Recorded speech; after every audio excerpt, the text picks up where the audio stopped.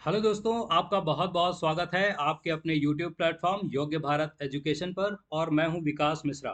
तो देखिए, ट्रंप ने अपने पोस्ट में कहा कि पूरा और संपूर्ण युद्ध विराम प्रभाव में है और वह दोनों पक्षों को बधाई देते हैं। दोनों पक्षों का मतलब क्या हो गया? तो भाई इसराइल और ईरान को बधाई दे रहे हैं कि अब सीज फायर हो चुका है। लेकिन ये जो सीज फायर है ये जमीन पर दिख ही नहीं रहा है, और ट्रंप की घोषणा के बाद भी ईरान जो है वो इसराइल पर हमला कर रहा है, इसराइल जो है ईरान पर हमला कर रहा है। और ये लगातार व्यवहार में लागू नहीं हो पा रहा है ट्रंप की घोषणा के बावजूद। अब बात यह है कि अमेरिका जो है वो पहले हमला करता है, उसके बाद ये सीज फायर इतनी तुरंत जो है डिक्लेयर कर देता है। तो बहुत सारे जो एक्सपर्ट्स हैं उनका कहना क्या है इसके बारे में?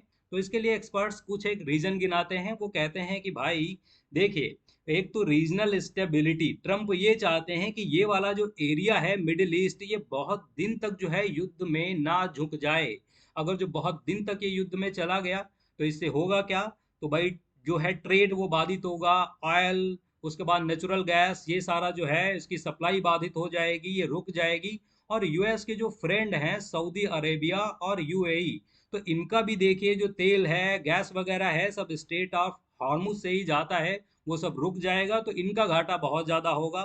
दूसरा जो है इकोनॉमिक इंटरेस्ट, और इकोनॉमिक इंटरेस्ट का मतलब देखिए क्या है कि वही बात कि ऑयल और गैस की सप्लाई अगर जो डिस्टरप्ट हुई तो इसके प्राइस राइज होंगे और इसका प्रभाव पूरे वर्ल्ड पे दिखेगा।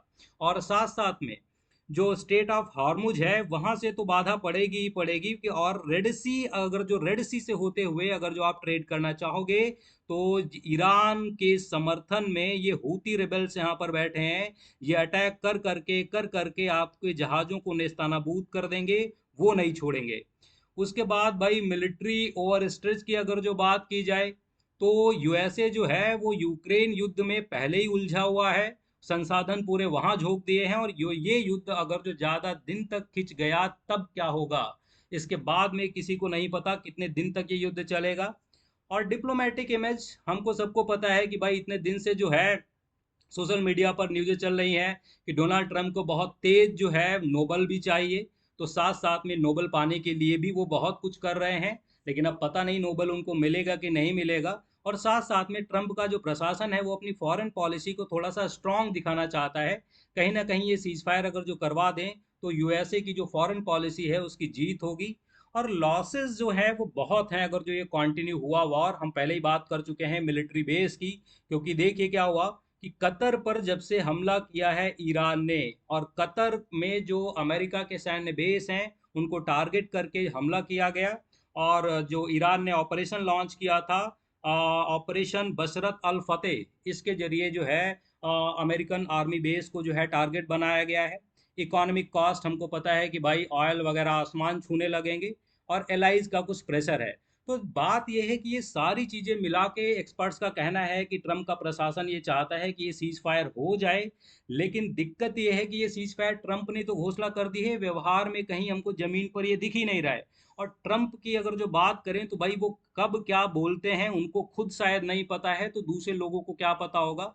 ट्रम्प ने अपनी पोस्ट में जैसे कि बोला कि as you know Vladimir called me up, ये ट्रम्प का जो है स्टेटमेंट मैंने लगाया है। इसका मतलब ये है कि ट्रम्प ये कहते हैं कि भाई व्लादिमीर पुतिन से हमारी बातचीत हुई फोन पर, और ट्रम्प ने वो पुतिन ने ये बोला कि ईरान के मुद्दे में अगर जो आपको मदद चाहिए तो बताएं। तो ट्रम्प ने कहा कि नहीं भाई, ईरान के मुद्दे पर हमको मदद नहीं चाहिए, हमको आपसे मदद चाहिए। तो कहीं ना कहीं ये पोस्ट जो है ये दिखा रहा है कि भाई मेन मुद्दा जो है वो मेन मुद्दा ईरान जो है वो नहीं है, मेन मुद्दा है रसिया। रसिया के साथ में समझौता करने के इच्छुक दिख रहे हैं डोनाल्ड ट्रंप कि हमारे रिश्ते सुधरें, क्योंकि मेन मुद्दा ईरान नहीं वो रसिया है। साथ साथ में सुबह जो है ट्रम्प जो है मीडिया से बातचीत कर रहे थे कि वास्तव में किसी भी प्रेसिडेंट के द्वारा इस लहजे में बातचीत नहीं की जाती है। वो मीडिया पर झल्ला गए। तो कुछ लोगों ने कहा कि भाई ट्रम्प जो है वो रूस की बमबारी से बहुत कम, लेकिन इजराइल उनकी बात नहीं मान रहा है। वो जो है सीज फायर का उल्लंघन कर रहा है, युद्ध विराम तोड़ रहा है, ईरान पर हमले कर रहा है, इससे बहुत गुस्से में है। तो दिक्कत ये है कि ये सीज फायर ट्रंप ने बोल दिया है, लेकिन ये व्यवहार में लागू होगा कि नहीं होगा, ना तो ईरान मान रहा है और ना तो इजराइल मान रहा है। अब देखते हैं कि ऊंट जो है वो किस करवट बैठेगा, कि भाई ये जो है थर्ड वर्ल्ड वॉर की तरफ बढ़ेगा कि नहीं बढ़ेगा, रुक जाएगा, क्या होगा। तो आप बने रहिए हमारे साथ में, और बिल्कुल अपडेट जो है खबरें, और जो है रियल ऑथेंटिक बेस्ड ऑफिशियल जो खबरें हैं वो आपको यहाँ से मिलेंगी। और आपका बहुत बहुत धन्यवाद।